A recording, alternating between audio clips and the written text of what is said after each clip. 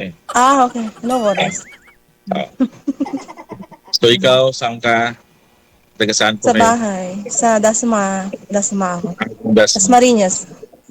So, ilang taon po kayo? Ako ay 44. 44. Kayo ho? 40, 45 naman ako. Ah? Yun. So, kayo po ay single mother? Let's say single mother. Oo. Okay. Ako naman, single dad. And then, parang 8 years na ako. Nagkaroon ako ng karelasyon. Ano lang. Mga, siguro, 1 year ago. Sobrang Okay. ganun. Mm. Dito ko siya nakilala sa comment section. Mm. Sa Comment comment. section. And Mm. then, nainlaro. Oh. So, LDR kami ha. LDR kami. So, Mm. ayun, ganun lang. Na-inlove lang ako. And then, ilang mga weeks, Okay. nag-move on ako kasi parang wala nang pagbabago. Kasi na-block na ako eh. Mm. Pero may mga Kailan yun? nakausap na rin po kayo dati dito, sir. Naging kayo po ba nun? Ay, hindi sir. Di po kami naging kami kasi nag-uusap po kami during live. Yun lang yun pong pag-uusap namin. After nung live, di na Wala po na. kami nagko-connect. Oh, okay. So, meron ako nakilala, comment section. Miniseeds Okay. ko siya. Na-open niya yung message ko mga 6 months niya Mm. na-open. Then, naging friend kami online 5 months and then nagkita kami personal, nanligaw ako. Yung ganun yung process namin. Oh. So, So, yun nasa lang, wala Pinas na. lang. Nasa Pinas siya ngayon. Hindi, nasa Hong Kong siya. Wala na kami. Na-block na ako. Kunting Ilang months- argument. Nagtagal kayo? Mga ilang buwan kayo? 1 year and 9 months kami. Nagtagal Ay, din. matagal din. Kaya, Kailan kayo nag-break? ano O na, kailan ka na-block? ano lang kami, 3 weeks. Pero, Ah, 3 weeks siya, 3 weeks. So 3 yes, weeks, 3 3 weeks. weeks ka pa lang nabablock. Nabablock, yes. Oh. Pero napunta ako dito sa live. Hindi ibig Okay. sabihin na bakit putas Hanap ako ng kaibigan, kakwentuhan. Malay ko naman, yung process na yon ay pwede kong itatalon sa iba at magpagpakilala. Yung mga ganong proseso lang. Oh. Oo. Pero hindi po ako ibig sabihin na naghanap ko kasi kaibigan muna. Kasi mas maganda kasi yung kaibigan. Doon mo kasi malalaman kung ano yung tamang proseso para kumuha ka ng tamang tao. DJ, ba't yung mga binibigay mo sa akin mga sobrang gagaling? Hindi, I mean, Yung- ikaw ma'am, matanong po kita. Yung Slide mo nakausap, ninyo. yung nakausap niyo po ba dati last time, ma'am? Sobrang galing din. Tapos anong ginawa ninyo after? Wala. Hindi ko na rin na-messages after. Ano pong ibig sabihin ng sobrang galing? Sobrang galing. Magaling, kumbaga, magaling yung magpaliwanag, magaling magsalita. Ganun. Mas importante po kasi yun ma'am na yung kausap mo, may connect mo sa kanya yung tamang pagkikwento. Mahirap po kasi yung nakipag-usap ka, walang hindi siya, nonsense siya, mas mahirap po yun. Mas mahirap po kasi yun eh. Ikaw ma'am, single mother po kayo, so after nung naghiwalay po kayo sa husband ninyo, kumusta? May karelasyon po ba kayo? Nung matagal na kaming wala nung asawa ko. Siguro 18 years. Pero 18 nagkaroon years? naman. 18 to 17. Pero nagkaroon din ako ng bangka relasyon after So, nun. kumusta siya? Naghiwalay din kayo? Walay na kami. So, sayang, no? Pag nagpagrelasyon ka at na-inlove ka, sayang yung pag naging broken hearted. For me, sayang siya, pero kailangan mong tanggapin na ganun talaga ang relasyon kapag nakipag-commitment ka sa isang tao na malayo sa'yo, pwedeng mag-continue, pwedeng ipuputol yan. Yan siya. So, ibig sabihin, nasa Dasmariñas po kayo. Ano po yung ginagawa niyo sa buhay, ma'am? OFW ako, sir. OFW ka. Ang lambot ng sinabi mo, ma'am. OFW ako, sir. So, ibig sabihin, ma'am, ano ka, bakasyonista. Oh. Limang buwan ako sa Pinas. Ngayon. So, may 4 na buwan pa ako. Ang hirap na trabaho nyo doon sa ibang bansa, no? Kailangan mag-saving para kahit pa paano pag nagpo-for good po kayo, mayroon po kayong madukot. Actually, ayaw kong palisan ng asawa ko. May Ayaw asawa ka? naman. Hindi, yung ex-husband ko, kasi divorce na kami. Ayaw niya akong paalisin. Sabi ko naman sa kanya, malalaki na yung mga anak ko. So, most of the time, mag-isa ko sa bahay. So, I feel lonely. Kaya sabi ko, malis na nga ako. Abroad tayo. Teka lang. Na-confuse ako doon sa sinabi mo, hindi ka paalisin ng ex-husband mo. So, in good relation ba kayo kahit nag-broke? Bakit hiwalay kayo? Oo naman. Hindi naman porke sabihin mo na naghiwalay kayo. Since 18 years na rin yun, pagdating Kasi- ng panahon, pagtatawanan nyo na lang yung mga pinag-awayan nyo. Wala na yan. Kasi yung, mayroon pong lalaki kasi, ma'am, na kahit hiwalay sila, friend sila, pwede kasing, alam mo ba, yung mga ganong senaryo. Hindi ko pa naman na-experience yan. Kasi yung asawa ko, naghiwalay kami. Never kami nagkita. From the beginning, he broke in her paghiwalay namin. yung sa asawa ko naman, kahit sabihin mo na hiwalay kami, syempre sa umpisa, talagang nandun yung away. Pero pagdating ng tumatagal, time heals kasi. Yung panahon na mismo ang gagamot sa puso mo. So pag nag-uusap kami, syempre may mga anak kami. Ayun, wala na lang. Wala na. Maganda relasyon namin. Baka mamaya po, magkaroon ka ng karelasyon, baka magsilos. Bakit siya magsiselos? Ikinasal na siya. Okay. Kasal na siya. Divorce na kami. Akala ko naman kasi naghiwalay kayo and wala pa siyang kinakasama. Meron. Ganun na commitment din niyo. So parang mako-confuse tayo doon. Okay. So yun. Binibiro pa nga niya ako lagi eh. Kung may boyfriend na ba ako, sabi ko bigyan mo ako.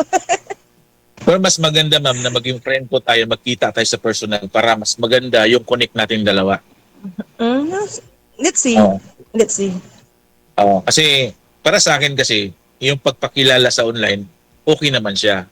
Dahil hindi naman siya pag-uusap natin. Ayaw ko lang doon sa kausap ko na siguro before last year, 2023, kasi 2024, nagkaroon ako ng karelasyon dito sa comment section. Naging kami sa yun na sinabi ko sa'yo. Parang wala siyang, basta hindi ko lang siya maunawaan. Hindi ko siya siguro, gusto. sir, di ba sabi mo sa comment section, never ka pa naggaganito through yung ganyan, video call, no? Baka gusto mo lang mag-selos yung, yung ex mo kasi binlock ka na, di ba? Hindi, nag-live na ako Sigurado dito. naman ako, follower ni DJ yon. Hindi, nag-live ako dito. Last year din. Last year din. I mean, 2024. Okay. At 2023. Hindi, 2024, nagkaroon ako ng kakilala dito sa comment section. Naging naging disente naman yung commitment namin dalawa. So, yun lang, hindi naman siya ibig sabihin pinasilo siya kasi wala naman kami na. Wala naman kami na. So, once na binablock ka ng tao, ibig sabihin na hindi ka gusto nun. Ito bagal kayo? Isang taon at 9 months? Sabi mo? Kasi ini-stalk ko pa siya eh. Nakita ko siya, nagla-live. Wag kang mag-alala, sasama kita ng pag-moving on. Kung kausap lang pala kailangan mo eh. Nasa process naman ako eh.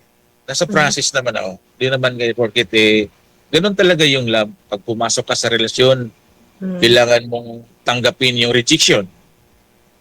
Kasi yung rejection sa relasyon kasi naka-pattern po yun. Hindi po mawawala yan. Laging kasama yan. Nagmahal ka, hindi ka mahal. Di ba?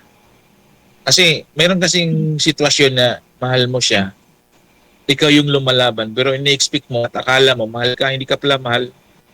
So may mga ganon. Yung Ang lalim ng hugot mo, sir. Hindi, I mean, tama yun. Sobrang Sa sakit edad, siguro pagdaanan mo na. Ramdam ko eh. hindi, I mean, sa edad pa natin, kailangan Sige natin. lang. Mm. I mean, ganun ang ganun Mm. yung pain na pag nag-broken heart ka pala, Mm. yung sobrang seryoso mo, tapos ginanon ka nung tao na minahal mo, akala mo mahal ka. So yun yung mga ganun, naka-pattern kasi yun eh. So, Ako kasi hindi ko na matandaan kung kailan ba ako nasaktan. Kasi yung Hindi mga ka- ganong bagay, hindi na kasi, nakalipas na kasi. okay, tama ka. Pero kapag na-inlove ka uli, at ganun din ang nangyayari, mapipil mo talaga agrabe siya. Di man lang ako pinapaliwanag. Iniwan ka sa ere. Di ka man lang pinapaliwanag na Aray bakit ko. ganong dahilan. So, di ba? So, ganun yung naging tinanggap ko naman siya kasi, yun nga, kasama po yun sa relasyon. Pag nakipag-commitment ka ng babae, dapat handa kang ma-reject. Excuse me, sir. Ano Excuse yan? me. May anak ka ba? Ilan anak mo? 4 yung anak ko, ma'am. Eh. Oh. Nasa iyo lahat yan? O nasa nanay? Nasa akin yung 2. Dalawa. Ilan taon na yung bunso mo, sir?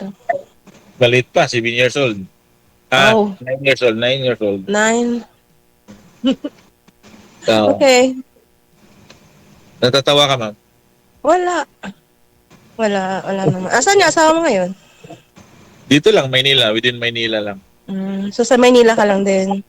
Yes, Antipulo sila. Mm.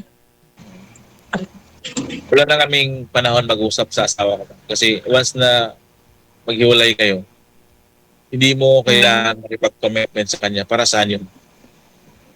Para sa akin, Sa akin pananaw, gano'n. Okay.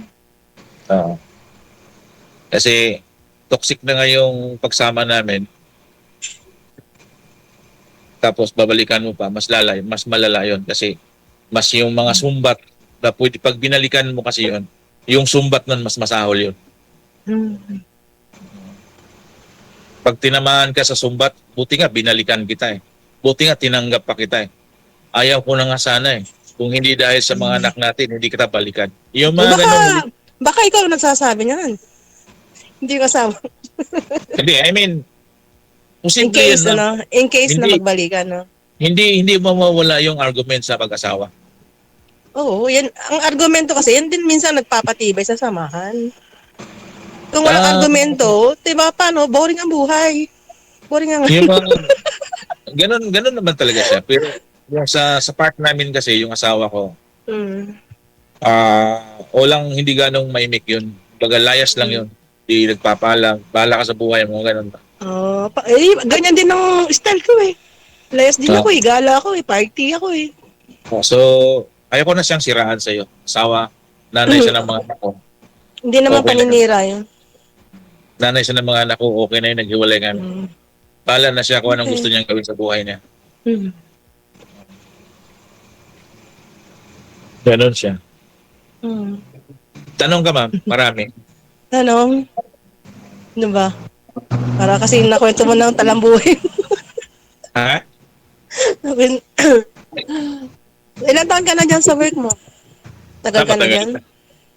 Matagal na ako. Dekada na ako. Dika-dikada na. Stable lang ako sa trabaho ko.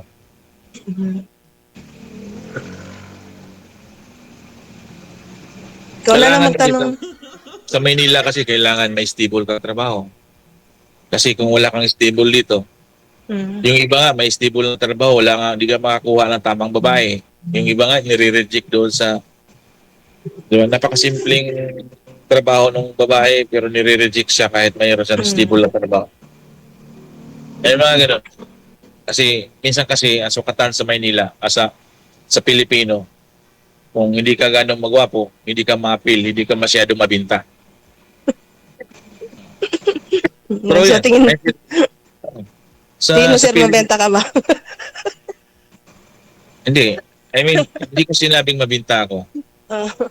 Ganun Pero yun na ano? Ganun yung mindset ng Pilipino. Bilang isang Pilipino, hindi mawala sa ating isip O aminin ba natin o hindi yan, yung judgmental natin, nandyan yan. Siguro, yung mga ganyan na nakabase sa looks, yung mga medyo bata pa, di ba? Pag sa akin kasi, iba na yung pananaw eh. Nagbabagong pananaw na sa tao pag nagkakaedad. Tingin mo, naghahanap ako ng gwapo? Hindi. Ay, kung maganda ka, ma'am, pwede ka ganap. Kasi kung depende yan, ma-verify mo naman sa sarili mo yan eh. Kailangan kong i-matching to. Diba? Kailangan kong i-matching to. Kasi kung hindi mo i-matching yan, siyempre, hindi mo like yung tao na hindi na matching sa... Verify mo agad yan. Kasi kung nakipagkwentuhan ka lang sa lalaki, nasa palagay mo, wala siyang attraction sa'yo. Wala kang attraction sa kanya. Para saan ba yung pagkwentuhan mo sa kanya? Para saan yung pagtatagal mo? Ano bang Diba? anak mo sa isang babae, sir? Ang hinahanap ko sa babae, ma'am eh, yung disinti kausap eh. Yung disinti makikitungo sa relasyon. Ayoko yung balasubas eh. Kasi yung mayroon kasing tao na nakipagrelasyon. Yung alam mo yung baliw-baliw, yung tupakin. Ayoko yun tupakin. Oh, Gusto hindi ako ko- pasado. Hindi naman ibig Hindi ako pasado. Buti na lang. sabihin. Siguro may katabi ka, Bessie, ma'am. go inside. Go inside. May katabi ka siguro. Hindi, dito yung pamangkin ko. Nakikinig So, sa bawal kwento. kasi. Bawal kasi ang bata. Ma'am, hindi naman importante doon yung Mm. formal tayong makikitungo. Kasi sabi mo nga, hindi na tayo bata. Yung mga ganun ba? Alam mo, sir, kahit na naman sabi mo medyo may edad ka na, parang yung pwede na mag-loosen up, di ba? Lose yourself. Kasi pag masyado ka ng seryoso, aga ka naman tatanda. Yung mga tupakin, maigi kayang masarap kaya kasama yan. Ako, ma'am, Kagaya ko, aminin ko sa yan na ano ako eh, living alone ako kasi wala akong peace. Hindi ako nigarilyo, hindi ako nainom. Hindi din ako milik sa barkada. So, Hindi wala talaga sa tayo akin. match. Kasi yung trabaho, bahay trabaho lang ako eh. Kasi hindi ako nahilig sa barkada. Kasi wala na akong inom eh. Noong panahon na ginom ako, ang dami kong barkada. Inalis ko yan kasi palagay ko mukhang ako patayin yan kasi yung barkada ko, pag may pira ako, lalapitan ako. Buti Wala ka mo, akong- ang sabi mo, ang hanap mo, kausap, no? May bibigay ko sa'yo yan. Kasi yung mga gusto mo sa babae, wala sa akin yan.